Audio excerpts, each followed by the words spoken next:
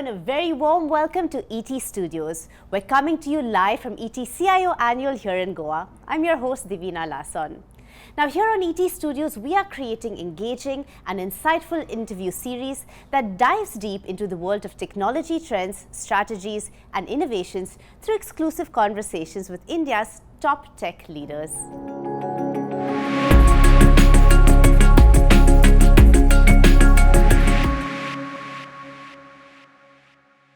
On this episode, we're here to talk about operationalizing cyber threat intelligence and making intel work for the CISO.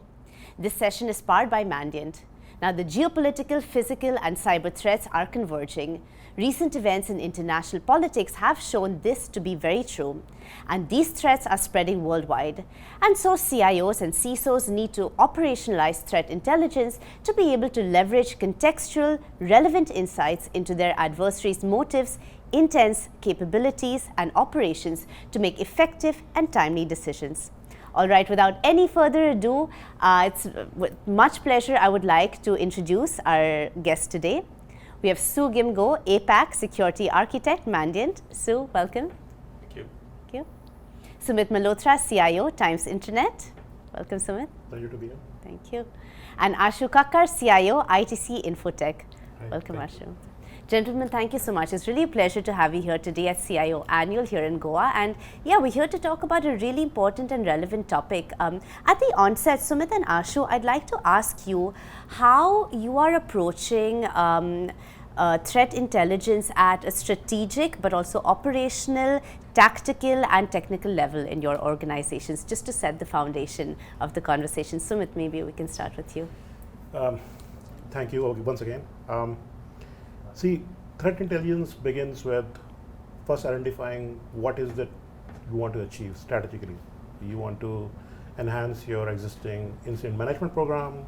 You want to do like proactive threat hunting because you feel that you might be breached, or you want to enrich your SIM data, or you want to prioritize your vulnerability assessment program to see what vulnerabilities you should patch first, which should address your highest risk tier. Once you understand and have clear understanding of your strategic goals, you go from there and then try to see what technology platform you would like to leverage to achieve those goals. It could be access to external feeds, internal feeds, feeds coming from your peer group, from industry, or even from your WhatsApp groups, right? So collecting all that data, harnessing that data, and then figuring out what techniques are being used to like attack you. Yes. So what TTPs are being used. Once you have all that data and you try to come up with some actionable intelligence and then apply it on the organization. So it's like a comprehensive plan which starts with identifying your goals, figuring out right platform, implementing it in your processes, and then automating that overall process, because in the end you're getting plethora of attacks from everywhere. So, so when there are so many attacks, the intelligence is coming from everywhere as well. So you need to find what is relevant to you and then apply it. Absolutely. Ashu, let's get you in on this. So how do you find what's relevant to you? Okay. See, these are very, very important pillars for us, strategic and operational and tactical from the cyber threat intelligence standpoint. So we have mapped all three layers with the three distinct stakeholders in the organization right now. And to start with strategic, we have all the CXOs and the C-suites to be mapped under that. So we take the decision on the risk-based approach. Yes. That's very important. If you go for any budget ask and say that we have the risk and everybody is investing, that's the way we don't approach. We approach with the risk-based model, whereby all these C-suites people will be partnered to that approach, and hence they will be providing the people, the resource, the cybersecurity technologies, and of course the budget. So all the budgets are being aligned to the risk-based approach, and this is how we handle on the strategic piece. Coming back to the operational piece, we our threat intel platforms, we subscribe to the multiple threat partners and ensuring that we are getting the IOCs which is applicable to our environment, our platforms and all, and hence we get the true positive IOCs, and well we can get into the zero day attacks framework. That's the way operational piece we organize. Coming back to tactical team, which is a very frontline team for us, that is a SOC team we have 24/7. We have the platform team who manages the firewall, IPS, IDS, security gateways, EDR, all these platforms they manage, and ensuring that all the IOCs are being applied on time. And we have the SOAR platform and SIM platform as well, ensuring that we have an automation layer also in line with to get this all these IOCs to be applied on time. That's the way we handle all the three layers very distinct way. Yeah, great. Well, thank you for laying that foundation, Sugim. We've just heard how, from the industry perspective, companies are approaching threat intelligence. Can you tell us a little bit more about the detailed mechanism for both the production and operationalization of threat intelligence? Right. So, of course, totally agree with what Ashu and Sumit has mentioned about how strategically you can use it, at the executive level, all the way down to the operational and tactical. So, in Mandiant, most of our intelligence, one of the key way that we produce it is that's actually a life cycle, right? It all starts with collection of intelligence. Yes. So, our collection is one of the key parts where we collect in multiple languages, against from all the threat vectors, all the threat actors. So once this is all collected from all our sources, the next stage is basically analyzing them, right? So we will park it whether, are we tracking this threat actor from a certain country, what is their motivation, and what classes do they belong to. So that's part of what we call the analyzing part. And last but not least, what we do is we publish this in a curated manner. Because intelligence at the end of the day is all about confidence level, right? When we share threat intelligence, it's about how confident you trust the intelligence that will help you to take an action on it, right? If you don't trust it, you can't take action. So one of the key things is we publish it in a curated manner so that we are very sure this is correct, right? This is the next action you need to take, right? These are the techniques that they're doing. Yeah. We call them modus operandi or TTPs, techniques, tactics and procedures, right? So these are all different ways that we share for the community as well. To basically understand how to use the intelligence in the environment. So operationalizing it is easier. Again, intelligence is great unless you can operationalize it, right? Basically, like what Ashu has mentioned, how you put it into your security operations on a daily basis. How do you ensure that this is actually safeguarded as you go down the defense level, infrastructure, EDR, firewall, and so on. That's a really important point to bring up about also having a context and really knowing how to apply the data and the intelligence that's coming in. So Sumit, how would you say you would go about defining threat intelligence in the first place in the organization? And more than that, how can you work on developing a holistic threat intelligence capability across parameters, across situations? So I think it's again begins with identifying what your goals are. When you understand what you want to do, you want to enhance your existing IR plan or like give additional arsenal or tools to your SOC to conclude an incident quickly, or do a proactive threat hunting, or integrate with your firewall and other systems to proactively block IOC. There are many things which you can do, but first you have to identify what is that you want to do. Everybody wants to do everything, but I think it's important for us to focus on what we should begin with. Yes. Once you understand, then you need a platform who can help you with this, because intelligence is coming from everywhere. So you have to figure out what is it that applies to you. So you have to look at geopolitical nature of the intelligence which is coming in. Generally, intelligence is more relevant in the same industry. So you would like to have a platform which provides intelligence which is geolocal and industry specific with a lot of context. But even if you get intelligence, you have to figure out a way to integrate with your tools, processes, and system. You have to integrate with your SOC, you have to integrate with your IR system, you probably need you to integrate with your security teams, and then you have to build all your processes and tools, systems around it so that you actually can harness the value out of whatever work you have done. But I think, again, the volume of the IOCs which come in like every day is like so large that you cannot do it manually. Yeah. You have to figure out a way to automate it and integrate it with, let's say, EDR, you mentioned SOC, like all the toolings which you have, so that you actually can harness the value and then probably we get better at it. Yeah, absolutely. So Ashu, along these lines, in order to truly harness the value, as Sumit is pointing out, what would you say are your sort of top 3 strategies for integration and really having an effective plan moving forward? Yeah, see, we are pretty not unique, and we are standard across the industry. So we always do a top-down approach. First, to protect the brand protection, intelligence, going back to the perimeter securities and all. And post-pandemic, everybody is working hybrid environment. We ensure that they are working from any network, any device, and any IP. Their data is containerized. All the security is going along with their devices and all. That's what pretty our focus areas are there. The key focus for the upcoming years, we wanted to do ML and AI also to be implemented on the threat database, where we can our SOC team can do the immediately the call on the IOCs immediately, rather than going into the millions of threat intel data. We can go and work on the quick actionable item, and some of the low hangings can be automate as well. That's the way the key focus is there to overall control on these areas. Okay.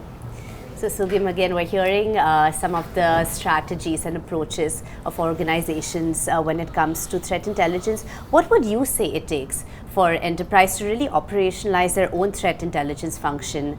Could be from collection, but all the way up to production.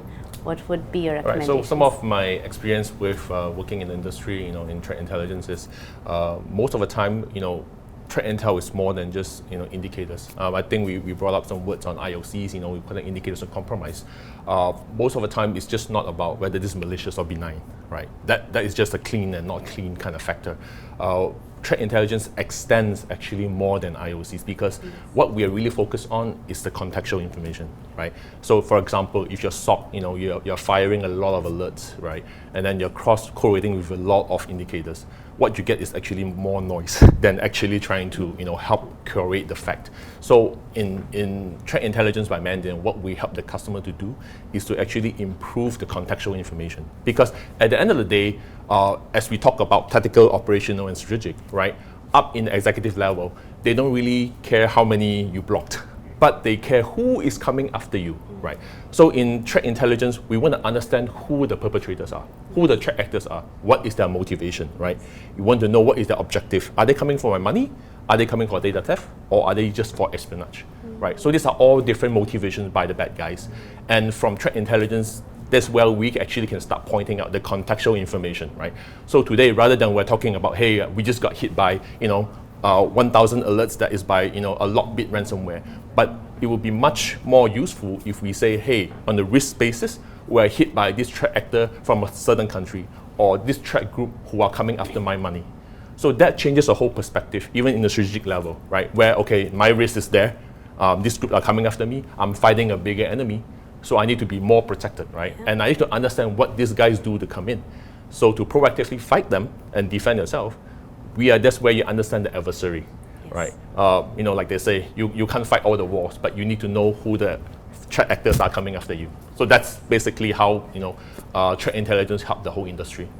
Yeah, just to add on that, we also work on a similar way, how to reduce the attack surface. That's a very, very important. Yes. Just to give you a very example on that, today let's say I'm working from India, so we have defined a contextual based access as well. We are working from India, you can log in only from India. Yeah. Even if your IDs or identity been compromised, from other locations no one can access. This is how we reduce the attack surface as well on the identity, because this is a more essential way to attack the identities and all. That's the way, reducing the attack-based surface, having a contextual on a data point view as well, where we can go MFA, where we can go single sign-on and all. That's the way, whole lot of role-based access to be is very important in the system right now.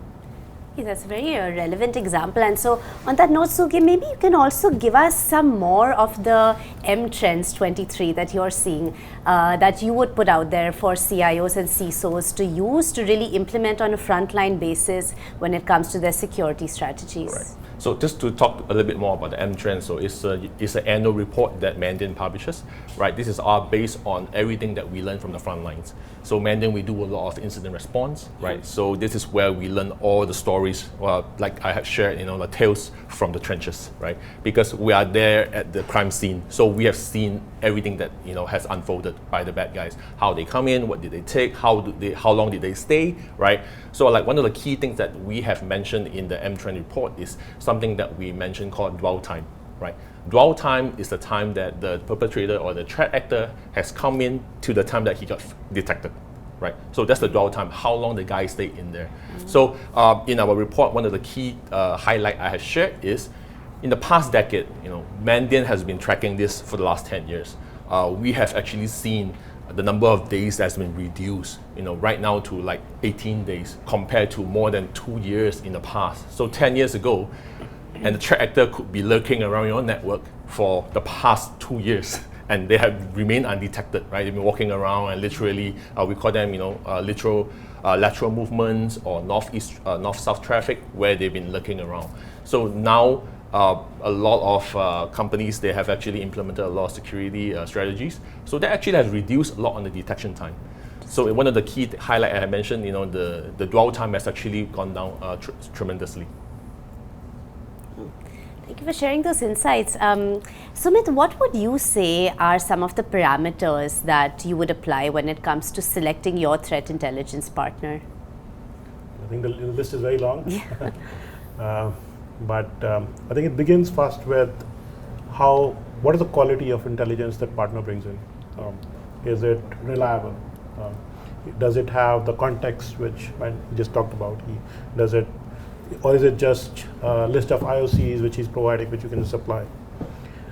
Whether it's reliable, whether it's timely or not, then there are additional things which you would like to see, what is the quality of support they offer, whether they help you collaborate with other industry peers or not, whether they can integrate seamlessly with various assets you have, whether it will integrate with SIM you're using, whether it's integrated with your EDR system, and then in all, long list, but I think there are many quality partners which are available, and this is an interesting field to be in. Yeah, fantastic. Ashu, same question. So Top factors you look for. For us, the time is very important. Attacks are happening every second. So how do we get that the IOCs on time to control on zero-day attacks and all? Then you are getting a true positive, IOCs from the threat intel partners. And third, our ability to containerize it. That's very important. So 3 things we focus on the new attacks which is coming in. Okay. And also I'm curious, is there a challenge within the organization when it comes to you communicating the value of threat intelligence and really ensuring the best investment, the best strategy? Are there any sort of internal challenges when it comes to understanding the severity and the importance of threat intelligence? No, I don't think it is a big challenge. As I said in the beginning of my discussion, if you go with the risk-based approach, and that's a way, getting the budgets out is not a key challenge over there. And we are also getting monitored from various sensors, various sources as well, to give us a scorecard. It's a mirror view, how we are doing controls and IOCs being applied in our team. We also follow a zero trust model within our team as well. So we have the red teaming and blue teaming, which we do it from the outside agencies as well, to ensure that no threat vectors or MCAs are sitting in our network, to ensure that we are managing a top 100 customers data as well. So we have to be very relevant, very updated on that, and hence there is no scope of compromise up there. Yeah, absolutely. Sumit, I presume a similar approach. Yeah, I think the problem is that we talk about patch management a lot, but I think it's very difficult for one to deploy patches timely on, let's say, if you have 10,000 or 50,000 servers. So if let's say Microsoft releases a problem on Windows Server tonight, it's unrealistic to have that patch deployed on 20,000 systems overnight. So you're actually exposed to that risk. So I think the biggest place where threat intelligence can be used and should be used is to figure out what is the thing we should try to close first. What is the lowest hanging fruit for you to reduce your risk? So I think threat intelligence, once it's integrated with VA or SIM or various tools, helps you enhance it and create help you identify a clear focus area for you on how you can mitigate your risk by reducing your risk score or whatever else methodology you're using in your organization. Thank you.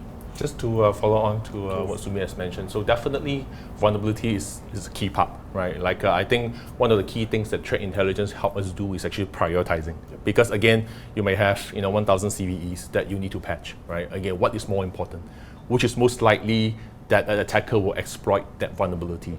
So all that is also what part of threat intelligence can do, because in threat intelligence, you're actually tracking not only the vulnerability, you're actually tracking which adversary is actually exploiting that or weaponizing that specific CVE, right? So this definitely, because if you know who you're fighting, right? If you know who your enemy is, then it raises the priority what you need to patch first. So definitely threat intelligence can provide a lot of context, beyond just, this is a CVE score, I need to, this is what the public says. You need to be able to know who the adversaries are, who is exploiting it, are there any exploits out there, is it the 0 day? So this is definitely where it can help out a lot. True, very relevant. Yeah, sure. So it sounds basically like a very proactive approach.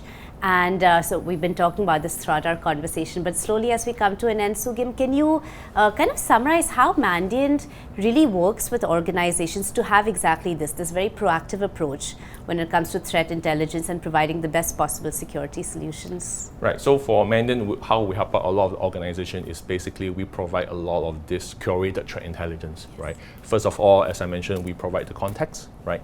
We tell them the exact profile of the threat actor, right? So in order to go to a war, you need to know who you're fighting, and you need to know their strategy, right? That's how wars are being fought. So to defend yourself is the same technique. That's what we share with the customer, and at the same time, they can use this across the entire organization, right? They may have the security operation team. I think, you did mention about, Ashur, you did mention about the red teaming as well, right? So these are where customers of ours, they will operationalize it. They will use what the bad guys would do, emulate them, and validate your existing infrastructure, right? Because again, the hard part is validating it. Because many times we will hear, there's an attack there, there's an attack here. How are you validating, right? You can't say for sure, I'm safe today, right? So this is where the threat intelligence can help you to proactively implement all the techniques that the bad guys would do, test it against your existing infrastructure. It could be a red team, it could be security validation, right? To make sure that, okay, I have an answer today and say, whatever they do, I'm protected. So these are all part of the services that, Mandiant has been providing as well. Right, fantastic. Well, gentlemen, thank you so much. Before we wrap up, there's been a lot of insight and a lot of really deep conversation we've had here. Can you give us, each one of you, a top takeaway for all the tech leaders who are watching us today when it comes to operationalizing cyber threat intelligence? Your top takeaway for CIOs and CISOs out there? Yeah, it's a catch-up game. It's not that we have done yesterday. We need to, wake up every day, every minute on that. And wherever it is important to give us a priority, I think we should not compromise in any of the investments, and prioritization is very, very important. Prioritization. Okay. So I would say find a partner who you can trust, yes, and figure out a way you can harness the value which they're bringing in by integrating with the threat data which you have collected in your data lake for last many years, or you continue to put terabytes in, and then get going. Yeah. Fantastic. Sugim. All right, so my takeaway line is basically intelligence. There are many forms. Make sure they are highly curated, right? And again, to go to the war, you need to know who you're fighting. Yeah. For the executive out there, the risk, knowing the risk is very important. Yeah. Know how are you compared, against your peers, your industry, where you are in the region. And then, of course, today, I think executives have taken a big step. Even board of directors, they have recognized that information security is a key component of part of the whole organization, right? On top of the financials and everything, definitely something to take away.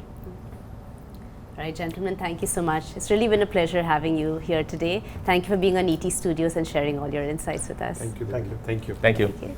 All right. Well, that's all we have for you on this episode of ET Studios, but do stay tuned for many more such exciting conversations where we give you the exclusive opportunity to gain valuable insights from the most influential security leaders who are driving technological advancements in their industries. Until next time, many thanks for watching.